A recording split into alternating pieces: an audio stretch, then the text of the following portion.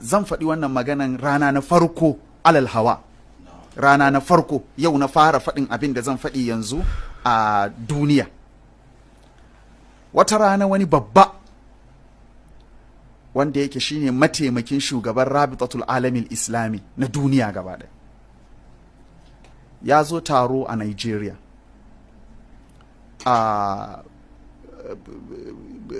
Kaddara ta sa ina cikin ɗaiɗaikun mutane wanda aka zaɓo ba su kai mutum 10 ba domin tattaunawa da shi a cikin wato akan matsalolin addini da yadda za a fuskanci manyan matsalolin.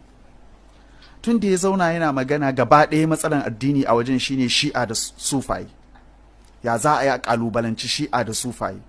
Shi bai san ni wane ne ba, na zo a matsayin limami daga babban masallacin ƙasa na Nigeria.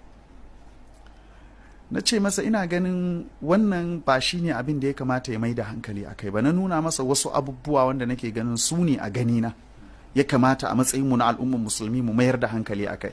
Amsan da ya bani shine su ba matsalansu ba kenan. Su matsalansu shine mandate ɗinsu shine yaƙan shi'a da yaƙan sufai. Saboda ba sun zo ne don maganan yaɗa musulunci ko kira zuwa ga addinin musulunci ko musuluntar da wanda ba su musulunta. Muna da maguzawa wanda ba masu da addini kwata-kwata.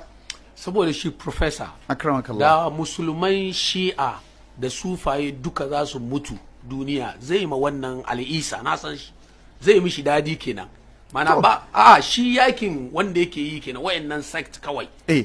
To saboda haka abin da ya faɗa kenan, shi abin da ya kawo su kenan, kuma mandate ɗin su kenan su yaƙi waɗannan mutane, su yaƙi waɗannan akido. Ba wai maganan zuwa a ilmantar da mutanen da ke daji, ba maganan zuwa a kira wasu zuwa ga addinin musulunci, ba maganan wani a kakkafa makarantu don a amfani.